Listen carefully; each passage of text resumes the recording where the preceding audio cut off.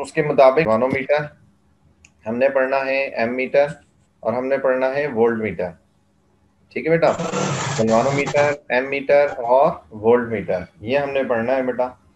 ठीक है, और ये टोटल 3 टॉपिक है हमारे पास। तो हम स्टार्ट करने जा रहे हैं गैल्वानोमीटर को। किसको बेटा? गैल्वानोमीटर को। अभी मेरे साथ एक छोटी सी हैपनिंग हुई है। मैंने तकरीबन 2.5 घंटे बैठकर जो है आपका ये पूरा प्रॉपर लेक्चर जो है वीडियोस के साथ बनाया था। गलती मुझसे ये हुई कि मैं सेव नहीं कर पाया। तो अब मेरे पास सिर्फ 5 मिनट थे जो आपने लेट किए हैं। उस 5 मिनट के अंदर अंदर मैंने रीफॉर्म किया लेक्चर को, लेकिन बाकी शशके नहीं दे सका कि आप और अच्छे तरीके से लेक्चर को पढ़ सकें। बहरहाल कोशिश करूंगा कि इसी लेक्चर में आप अंडरस्टैंड कर लें। ठीक है बेटा। व्हाट इज ठीक है। गैल्वानोमीटर? गैल्वानोमीटर है क्या आपके पास? ठीक है, तो बेटा गैल्वानोमीटर जो है, नंबर 1 पहली बात, इलेक्ट्रोमैकेनिकल डिवाइस है। कौन सी डिवाइस है बेटा? इलेक्ट्रोमैकेनिकल डिवाइस है। सही है। जो यूज होता है किसके लिए? Detecting and indicating of small current. ध्यान में रखिएगा, स्मॉल करंट को डिटेक्ट या इंडिकेट करने के लिए इस्तेमाल होता है। डिटेक्ट मीन पता चलाना कि स्मॉल करंट है या नहीं है, या उस डिवाइस को लगाकर ये जाहिर करना कि इधर करंट फ्लो कर रहा है या नहीं कर रहा है स्मॉल करंट। ठीक है, तो स्मॉल करंट की डिटेक्शन या स्मॉल करंट की इंडिकेशन के लिए हम क्या यूज करते हैं? Electromechanical device. उस इलेक्ट्रोमैकेनिकल डिवाइस को हम क्या कहते हैं? गैल्वानोमीटर। क्या कहते हैं? गैल्वानोमीटर। गैल ठीक है बेटा। अच्छा जी, अब उसके बाद अच्छा, ये शुरू करने से पहले मैं आपको थोड़ी सी बात बता दूं। चार, अगर 5 बजे क्लास है तो 4:55 पे रेडी रहें मेरी क्लास के लिए। लिंक मैं ऑलरेडी सेंड कर देता हूं बेटा। अच्छा, उसके अलावा जो है प्लीज़ अपना माइक म्यूट रखिएगा, और पीछे अम्मी अब्बू बहन भाई लड़ने की, चाय पीने की, इसकी उसकी आवाज़ नहीं आनी चाहिए। नंबर नेक्स्ट जो है, आप अपने नेम और रोल नंबर से एंटर होंगे। ठीक है, ताकि मुझे परेशानी ना हो कि कोई गैर ज़रूरी शख्स जो है हमारे लेक्चर में आकर इंटरप्ट तो नहीं कर रहा, जिसका हमारे लेक्चर से कोई लेना देना नहीं है और कोई ताल्लुक नहीं है। कोई लड़का तो नहीं आ रहा है, ऐसा ना हो कहीं से भी उसको लिंक मिल गया हो। तो बहरहाल ये थोड़ी सी आपके लिए बेटा एक सिक्योरिटी है। और प्लीज़ लेक्चर को आपने, लेट सपोज कल कौन सा लेक्चर पढ़ना है, ये मुझसे फोर्सफुली आपने पूछना है कि सर कल कौन सा लेक्चर पढ़ाएंगे, ताकि हम वो पहले पढ़ कर आएँ। ठीक है, तो इधर बेटा ऑनलाइन के लिए थोड़ी सी एफर्ट आपने करनी है, साथ देना है। थोड़ा सा पहले पढ़कर आना पड़ेगा आपको। अगर थोड़ा सा पहले पढ़कर आएंगे तो सब चीज़ें, सारी चीज़ें आपके लिए इजी हो जाएंगी। ठीक है, लेक्चर्स आपके लिए इजी हो जाएंगे। सही है बच्चा। तो आज हम गैल्वानोमीटर पढ़ रहे हैं और अपनी 100% कोशिश करूंगा कि आज के लेक्चर को आप इंशाल्लाह एब्जॉर्ब कर लें कम्प्लीटली। ठीक है, तो टाइप्स ऑफ गैल्वानोमीटर, हमारे पास 2 टाइप्स होती हैं गैल्वानोमीटर की। एक मूविंग कॉइल गैल्वानोमीटर होता है और एक मूविंग मैग्नेट गैल्वानोमीटर होता है। ठीक है, अच्छा, हमने सिर्फ पढ़ना है आपके पास moving coil galvanometer. Moving magnet galvanometer हमने स्टडी नहीं करना, क्योंकि हमारे पास ये सिलेबस में फिलहाल यहाँ पर नहीं है। डिटेल आपके पास सारी की सारी किसकी है? Moving coil galvanometer. जब आप मूविंग कॉइल पढ़ लेंगे तो सारे बाकी गैल्वानोमीटर पढ़ने के भी काबिल हो जाएंगे। ठीक है बेटा। अच्छा, मूविंग कॉइल गैल्वानोमीटर। नूर फातिमा बार बार आ रही हैं जा रही हैं, पता नहीं क्या इशू है। The moving coil galvanometer. Moving coil galvanometer होता क्या है? That is incomplete. मैं आपको बता देता हूँ। It is sensitive type of galvanometer. ये sensitive type of galvanometer which is used to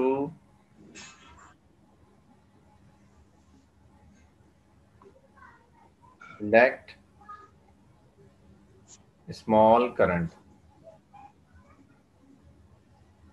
ठीक है, जो स्मॉल करंट को डिटेक्ट करने के लिए काम आता है। ठीक है बेटा। It is sensitive type of galvanometer which is use to detect small current. जो स्मॉल करंट को डिटेक्ट करने के काम आता है, क्या कहलाता है? Moving coil galvanometer. सही है। अब किस प्रिंसिपल पे काम करता है? याद रखिएगा, what is galvanometer, what is its principle. ये जरा बात आप लिख लें। गैल्वानोमीटर का टॉपिक आपने करना हो पूरा, तो आपको क्या क्या चीजें आनी चाहिए ये जरा मेंशन अपने कॉपी में मेंशन कर लें। गैल्वानोमीटर का क्वेश्चन आए तो आपने क्या क्या लिखना है। What is galvanometer? उसके आगे लिख लीजिएगा डेफिनेशन ऑफ गैल्वानोमीटर। ठीक है, व्हाट इज इट्स प्रिंसिपल, उसका प्रिंसिपल क्या है। अगला पॉइंट है व्हाट इज इट्स कंस्ट्रक्शन, इसकी कंस्ट्रक्शन क्या है। नेक्स्ट पॉइंट है वर्किंग। नेक्स्ट पॉइंट यूजेस, सारी बातें वो आपके पास आ जाएंगे, यूजेस और एप्लीकेशन, ये सारी चीजें अभी आपके पास आ जाएंगी इंशाल्लाह। सही है बेटा, ये सारे काम आपने करने हैं किसमें, गैल्वानोमीटर के टॉपिक में। सही है, मैं प्रिंसिपल पे जा रहा हूँ। What is the principle of galvanometer, galvanometer का प्रिंसिपल क्या है। तो देखिएगा, when a current carrying rectangular coil, जब करंट कैरिंग रेक्टेंगुलर कॉइल को प्लेस करते हैं इन अ मैग्नेटिक फील्ड, किसमें बेटा, मैग्नेटिक फील्ड में, it experiences a magnetic torque. ये क्या एक्सपीरियंस करता है बेटा, मैग्नेटिक टॉर्क एक्सपीरियंस करता है, जिसे हम कहते हैं डिफ्लेक्टिंग टॉर्क। क्या कहते हैं, डिफ्लेक्टिंग टॉर्क। अगर आपको याद हो तो मैंने क्लास में ये बात क्लियर की थी कि हमारे पास जनाब मैग्नेट पोल्स हैं, ये नॉर्थ पोल है और ये क्या है, साउथ पोल।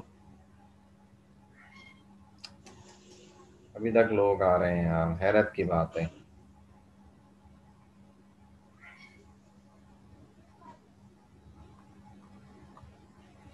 ठीक है, ये मैग्नेटिक लाइन ऑफ फोर्सेस हैं, ये हमारे पास कॉइल है, कॉइल जो है इसके गिर्द घूम रहा है, ये रोटेट कर रहा है।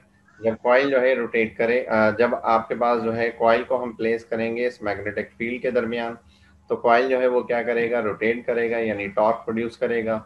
और इस टॉर्क को हम नाम देते हैं डिफ्लेक्टिंग टॉर्क का। क्या नाम देते हैं बेटा, डिफ्लेक्टिंग टॉर्क का नाम देते हैं।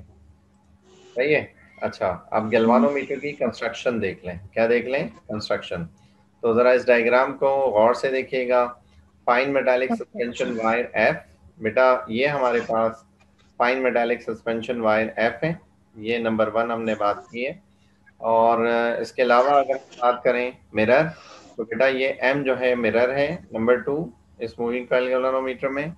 नंबर 3 बात करें रेक्टेंगुलर फ्रेम, जो बना हुआ होता है सॉफ्ट आयरन सिलेंडर का, ये इधर नाम दिया है। तो ये रेक्टेंगुलर फ्रेम है जो सॉफ्ट आयरन सिलेंडर का बना हुआ है, जिसे हमने डी नाम दिया है। ठीक है। अच्छा, यू शेप कॉनकेव पोल मैग्नेट, ये हमारे पास यू शेप कॉनकेव पोल मैग्नेट है। बेटा मैंने रिक्वेस्ट की थी कि अपने माइक को ऑफ रखें ताकि कोई डिस्टर्ब ना हो। ठीक है, ये यू शेप कॉनकेव पोल मैग्नेट है हमारे पास। और क्या होता है बेटा इसके अलावा, अगर हम बात करें स्पाइरल, स्पाइरल स्प्रिंग होता है, ये रहा स्पाइरल स्प्रिंग ही। ठीक है, और इसके अलावा आपके पास जो यहाँ पर नहीं लिखा हुआ है,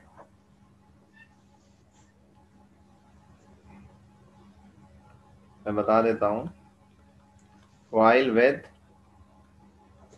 एंट्रेंस। कॉइल होती है किसके साथ, एंट्रेंस के साथ, किसके साथ, एंट्रेंस के साथ। कॉइल होती है किसके साथ, नंबर ऑफ एंट्रेंस।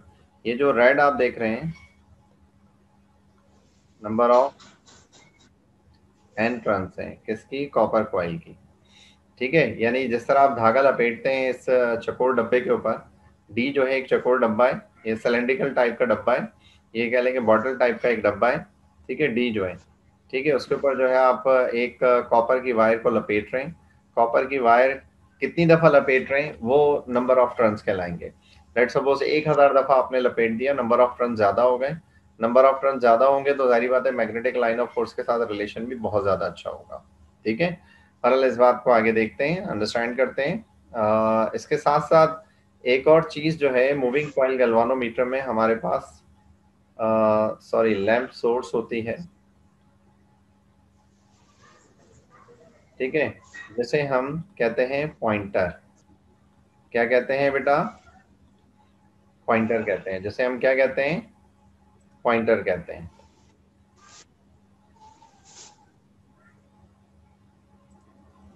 सही है, जैसे हम क्या कहते हैं, पॉइंटर कहते हैं। ये पॉइंटर क्या होता है अभी मैं आपको दिखा दूंगा। सही है जनाब, इसके बाद हम बात करते हैं जनाब गैल्वानोमीटर की वर्किंग की, किसकी, गैल्वानोमीटर के वर्किंग की। ठीक है। अच्छा, ये जो रेड एफ मैंने आपको दिखाया ओके। है, एफ जो दिखाया है मैंने रेड कलर में, ये जो एफ है आपके पास रेड कलर में, ये एफ क्या बता रहा है? ठीक है, ये एफ क्या बता रहा है? मेहरबानी करके अपने माइक ऑन नहीं कीजिएगा। ठीक है, ये जो रेड एफ है ये क्या बता रहा है? ये रेड एफ जो है ये डायरेक्शन बता रहा है रोटेशन की। किसकी डायरेक्शन बता रहा है बेटा? रोटेशन की। ठीक है, स्टेयरिंग, जैसे स्टेयरिंग हैंडल होता है ना, उसको आप घुमाते हो तो ये उसी तरह उसकी डायरेक्शन बता रहा है। ये जो निडल है ये कहलाता है पॉइंटर। क्या कहलाता है? पॉइंटर। ठीक है। अच्छा, जैसे जैसे ये स्पाइरल आप देख रहे हो स्प्रिंग, जैसे जैसे ये कंप्रेस होगा, जैसे जैसे ये कंप्रेस होगा, ये निडल जो है इधर आपके पास राइट की तरफ डिफ्लेक्ट होती जाएगी, और जैसे ये ओपन होगा तो ये निडल दोबारा जीरो की तरफ आ जाएगी, यानी लेफ्ट की तरफ आ जाएगी। एक छोटी सी बात। ठीक है। अच्छा, वर्किंग में हम देख रहे हैं जनाब, पहले जो बात देख रहे हैं वो किसके लिए देख रहे हैं? डिफ्लेक्टिंग टॉर्क के लिए। किसके लिए देख रहे हैं बेटा? डिफ्लेक्टिंग टॉर्क के लिए। What is deflecting torque? Deflecting torque क्या है? सही है, तो जरा इस बात को देखते हैं। अभी अभी हमने एग्जांपल ली बेटा किसकी? कॉइल की। और जनाब ये मैग्नेट है, और इसके दरमियान जो है हमने क्या प्लेस किया? कॉइल प्लेस की थी। और ये कॉइल आपको इंटरनली शक्ल में आपको नज़र आ रही है। इस मैग्नेट से मैग्नेटिक लाइन ऑफ फोर्सेस निकल रही थी, ये आप देख रहे हैं। ठीक है। तो होता क्या है कि when current passes through the coil, it acted upon by the couple. आप देख रहे हैं कपल से मुराद टॉर्क की बात कर रहा हूँ। एक फोर्स ये है, एक फोर्स ये है, तो सम ऑफ टॉर्क जो है वो कपल कहलाता है। यानी दो टॉर्क प्रोड्यूस हो रहे हैं, एक ये डिस्टेंस यहाँ से यहाँ तक, और एक ये डिस्टेंस यहाँ से यहाँ तक। एक टॉर्क ये प्रोड्यूस करेगा और एक टॉर्क ये प्रोड्यूस करेगा, दोनों का सम ऑफ टॉर्क कपल कहलाता है। इसलिए इधर वर्ड क्या यूज किया है बेटा? कपल यूज किया है। It is acted upon by a couple which tend to rotate the coil. जो क्या करवाता है? कॉइल को रोटेट करवाता है। जो क्या करवाता है? कॉइल को रोटेट करवाता है। This is known as deflecting couple. और इस कपल को हम क्या कहते हैं? जब कॉइल रोटेट करेगी तो हम इस कपल को क्या कहते हैं? डिफ्लेक्टिंग कपल कहते हैं। और अगर आपको याद हो, मैंने क्लास में इसे बताया था, इसे कहते हैं बीना कॉस अल्फा। ठीक है, यहाँ बीना कॉस थीटा लिखा हुआ है, बीना कॉस अल्फा हो तो टेंशन मत लीजिएगा, थीटा या अल्फा नो इशू। ठीक है, ये टॉर्क था। क्या था बेटा? टॉर्क था। और कौन सा टॉर्क था? डिफ्लेक्टिंग टॉर्क था। ठीक, तो और अल्फा क्या था बेटा? अल्फा जो एंगल था जो प्लेन के साथ बन रहा था। क्या बन रहा था? प्लेन के साथ। अगर ये अल्फा एंगल जो है 0 डिग्री हो तो टॉर्क मैक्सिमम है आपके पास, जिसे हम लिख सकते हैं बीना। क्या लिख सकते हैं? बीना। ठीक है, आपकी याद दहानी के लिए BINA। तो ये NIAB है, तो आप इसे BINA लिख सकते हैं। ये हमारे पास कहलाता है डिफ्लेक्टिंग टॉर्क। क्या कहलाता है बेटा? Deflecting torque. अच्छा जनाब, इसके अलावा हमारे पास होता है रीस्टोरिंग टॉर्क। क्या होता है बेटा? Restoring torque. अब आपको जरा जल्दी से बता देता हूँ, ये जो स्पाइरल स्प्रिंग था, जब ये कॉइल घूमेगा तो स्प्रिंग में भी क्या आएगा? ट्विस्ट आएगा। ठीक है, कॉइल घूमकर जब इस पर फोर्स, मैग्नेटिक फोर्स लगना बंद हो जाएगी, तो कॉइल जो है इस स्पाइरल में ट्विस्ट आने की वजह से क्या होगा? रीस्टोर करेगा इस कॉइल को। ये स्प्रिंग जो है दोबारा अपनी इनिशियल स्टेट पर आना चाहेगा, तो ये कॉइल भी क्या हो जाएगा? रीस्टोर हो जाएगा अपनी इनिशियल स्टेट पर आने के लिए। ठीक है, जैसे ही रीस्टोर होगा तो उसके अंदर जो टॉर्क प्रोड्यूस होगा एट दैट टाइम, वो कहलाएगा रीस्टोरिंग टॉर्क। क्या कहलाएगा बेटा? Restoring torque. ठीक है, एट दैट टाइम जो टॉर्क होगा उसे हम क्या नाम देंगे? रीस्टोरिंग टॉर्क का नाम देंगे। The coil turns under The coil turns under the action of the deflecting couple. It twisted, which given rise to the torsional couple. और इस कपल को हम नाम देते हैं टॉर्सनल, यानी घूमने वाला कपल। ठीक है, जो रोटेशन की वजह से कपल प्रोड्यूस हो रहा हो उसे हम टॉर्सनल कपल कह रहे हैं। ठीक है, number 2.8 tends to untwist the suspension and restore the coil to its original position. और ये क्या करता है? अनट्विस्ट करता है उस सस्पेंशन को जो लटकी भी होती है स्प्रिंग के साथ, एंड रीस्टोर द कॉइल, और कॉइल को अपनी ओरिजिनल पोजीशन पर क्या करता है? बहाल कर देता है। ठीक है, दिस सम और द टॉर्क और कपल, जरा ध्यान में रखिए, दिस सम ऑफ, नॉट और, दिस सम ऑफ टॉर्क और कपल, ये ऑफ है बेटा। ठीक है, जो सम है किसका, टॉर्क का या कपल का, is known as restoring couple. इसे हम क्या कहते हैं बेटा, रीस्टोरिंग कपल कहते हैं। क्या कहते हैं, रीस्टोरिंग कपल कहते हैं। सही है। और रीस्टोरिंग कपल जो है वो किसके बराबर होता है, सी थीटा के। किसके बराबर होता है, सी थीटा के बराबर होता है। Restoring couple is equal to C theta. ये हमारे पास आ गई सेकंड इक्वेशन। क्या आ गई बेटा, सेकंड इक्वेशन आ गई। सही है। तो अब जरा आगे देखते हैं, टॉर्सनल कांस्टेंट या couple of twist. Couple of twist भी कहते हैं या टॉर्सनल कांस्टेंट भी कहते हैं। जो सी है हमारे पास, व्हाट इज सी, सी क्या होता है, the constant C is known as the torsional couple या कपल पर यूनिट ट्विस्ट कहते हैं। इसे क्या कहते हैं, कपल पर यूनिट ट्विस्ट भी कहते हैं। और ये डिपेंड करता है नेचर ऑफ मेटेलिक वायर पर। ठीक है, मेटेलिक वायर की नेचर पर। वायर ज्यादा कड़क होगी, रिजिड होगी तो ट्विस्ट कम आएगा। वायर जो है सॉफ्ट होगी तो ट्विस्ट ज्यादा आएगा। वायर लेट सपोज किसी हार्ड मटेरियल की बनी हुई, फिर ट्विस्ट कम आएगा। किसी सॉफ्ट मटेरियल की बनी हुई, ट्विस्ट ज्यादा आएगा। टायर वायर जो है थिक होगी तो ट्विस्ट कम आएंगे, थिन होगी तो ट्विस्ट ज्यादा आएंगे। ये बात आप जानते हैं। ठीक है। It is inversely proportional to the length of the wire. और ये जो है सी जो है इनवर्सली प्रोपोर्शनल है किसके बेटा, लेंथ ऑफ द वायर के। अच्छा, अब हमारी मेन डेरिवेशन जो है यहां से शुरू हो रही है। ठीक है, लेकिन इस डेरिवेशन में वो इक्वेशन ऐड है हमारे पास। ठीक है, कौन कौन सी इक्वेशन ऐड है, इक्वेशन वन जैसे हमने कहा प्रीवियस पेजेस पर, डिफ्लेक्टिंग टॉर्क जो बराबर था बीना के, ये इक्वेशन वन थी। इसी तरह हमारे पास थी रीस्टोरिंग टॉर्क। ठीक है, और रीस्टोरिंग टॉर्क था सी थीटा। ठीक। अच्छा, अब हम बात कर रहे हैं at the equilibrium condition. Equilibrium condition में डिफ्लेक्टिंग टॉर्क बराबर होता है हमेशा किसके बेटा, रीस्टोरिंग टॉर्क के। तो डिफ्लेक्टिंग टॉर्क की जगह आप क्या पुट कर दें, ठीक है, डिफ्लेक्टिंग टॉर्क जो है आपके पास किसके बराबर है, बीना के। और रीस्टोरिंग टॉर्क किसके बराबर है, सी थीटा के। सही है। अच्छा, अब हमने क्या करना है, करंट निकालना है। क्या निकालना है, करंट। ये जो इक्वेशन मैंने आपको बताई वो यहाँ पर आ गई। अब करंट निकालने के लिए आई को यहीं पर रखें। तो ये था सी थीटा डिवाइडेड बाय, और ये बैन जो है हमारे पास इधर आ जाएगा। याद रखना है तो आप इसे कह लें नैब। क्या कहते हैं, नैब। सी थीटा ओवर नैब, आई बराबर हमारे पास आ गया। ठीक है, यहां पर मैं इस चीज को थोड़ा सा लहदा करके लिखूंगा।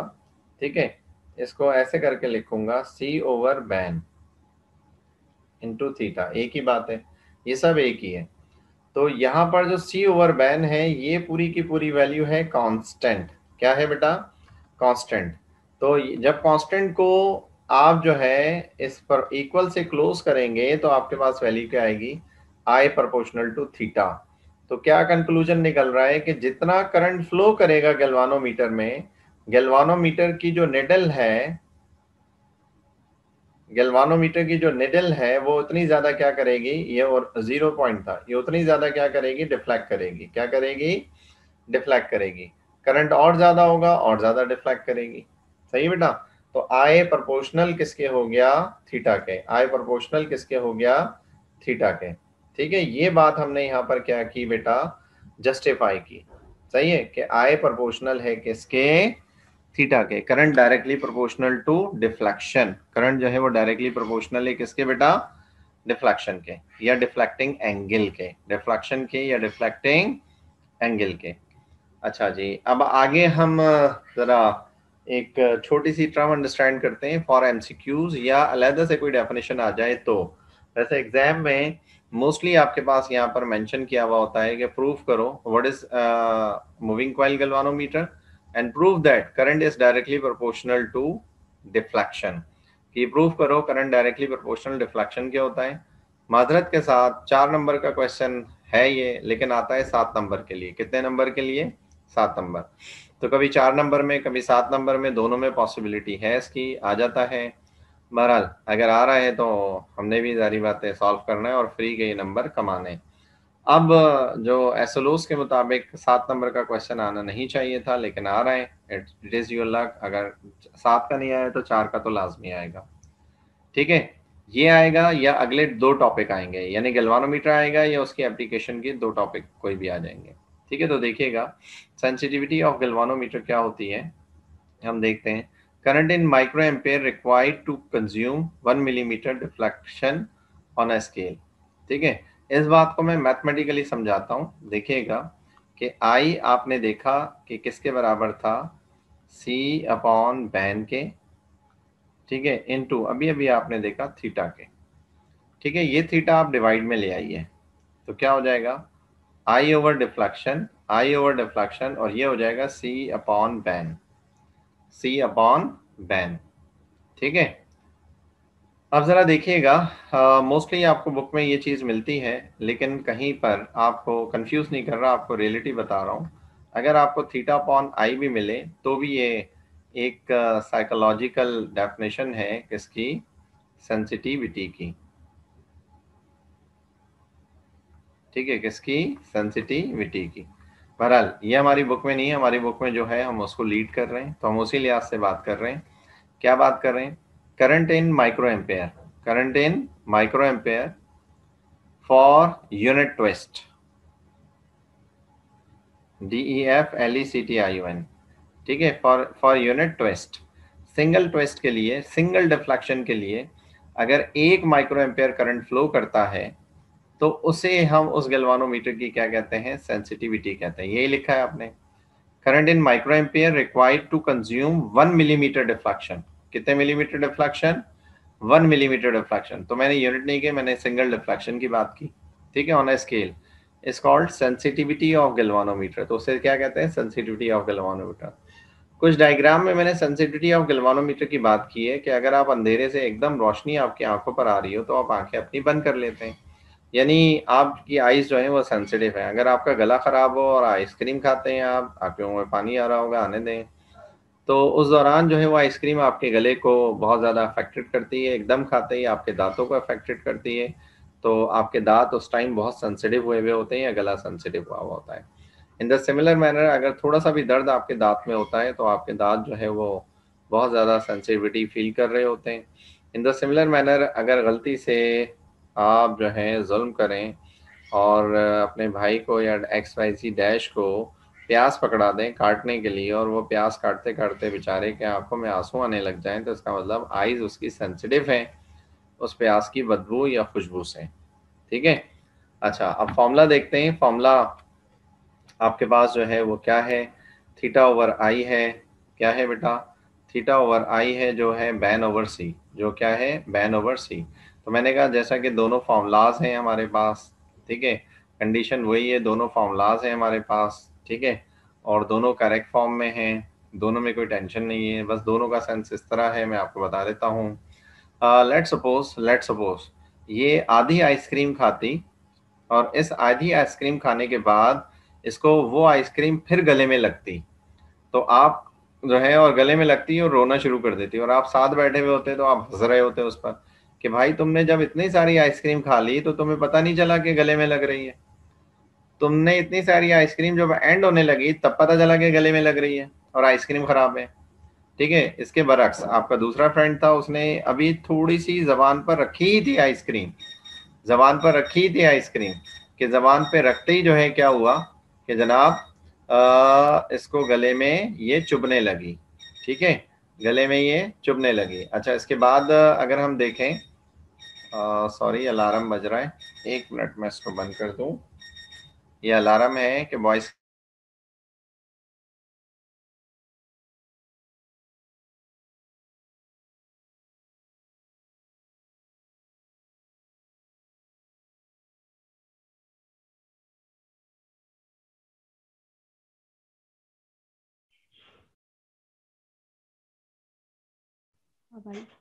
जनाब एक्सक्यूज मी,